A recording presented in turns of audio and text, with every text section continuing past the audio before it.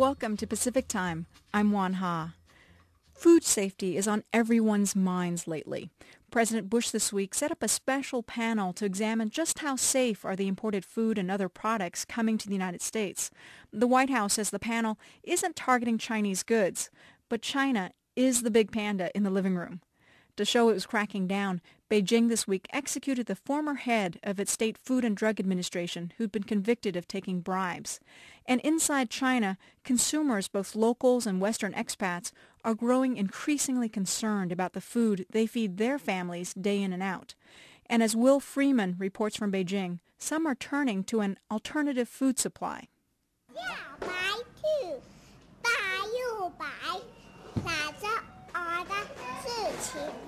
3-year-old Rachel Perlman shows off her Mandarin skills for a visitor to her playgroup by reciting a Chinese poem she learned from her nanny.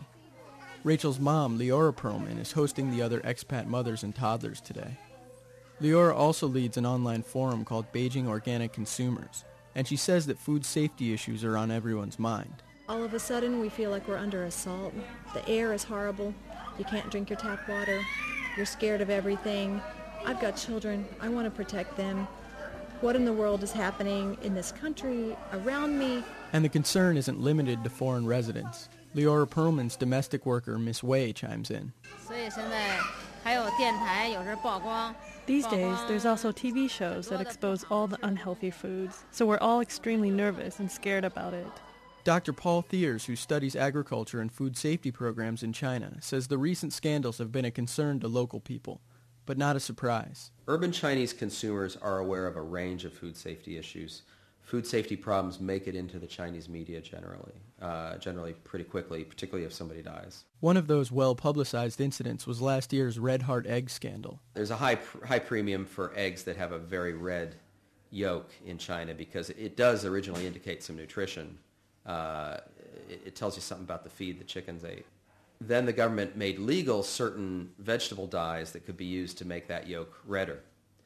But some unscrupulous egg brokers began to use Sudan dye, which is very poisonous but very cheap, to make the yolks red.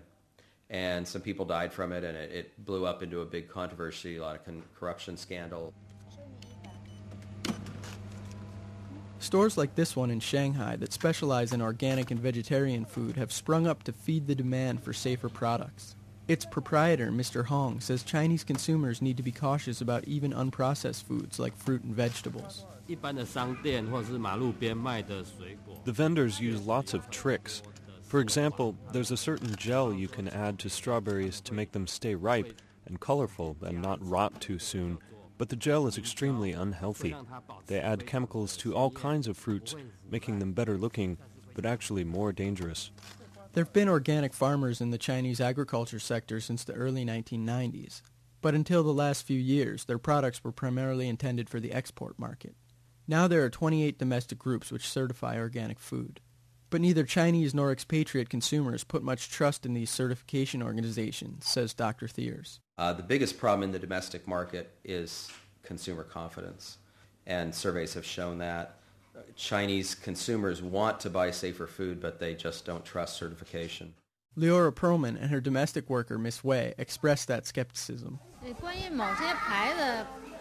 As for the labels, well, you just can't be sure. That is, the label might say organic, but the food isn't really organic. It's fake. There's some cynicism about China in general.